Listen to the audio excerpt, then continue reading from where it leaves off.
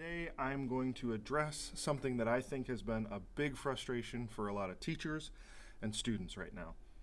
How many of you have been in the Zoom class where the teacher needs to share the whiteboard and so they enter in as another participant on their iPad and then the happens because they didn't mute the microphone or the speakers were too loud or whatever? Well, today we're going to solve that problem.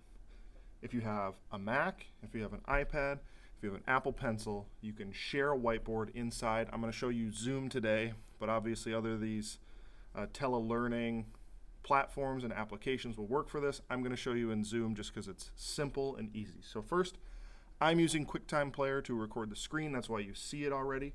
But you will need QuickTime Player and Zoom open. So we're going to start. I'm going to go back into QuickTime Player just so we have it.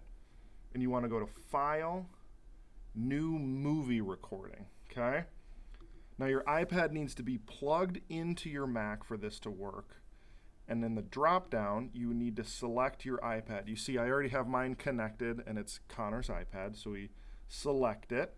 And now this is a window inside of your Mac. Then you're going to open Zoom, you share your screen, and you just select that window. And now that's going to be the whiteboard that eventually shows your students what you're doing. So I just have Notability open just because I like it. You can zoom in and out. It's got the nice grid paper, the different colors.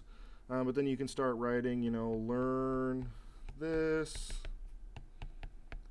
test tomorrow.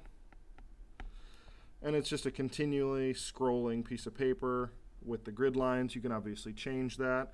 But if you don't have Notability and you haven't paid for it, you can also use OneNote, Microsoft OneNote. So if you're in Office 365 as an organization, you can use that. And you can just go ahead and draw. Hello. Welcome to class.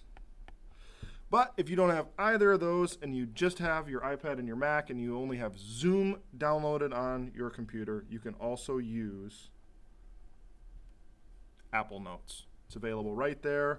You don't have as many features. It's a clean looking interface, so you can just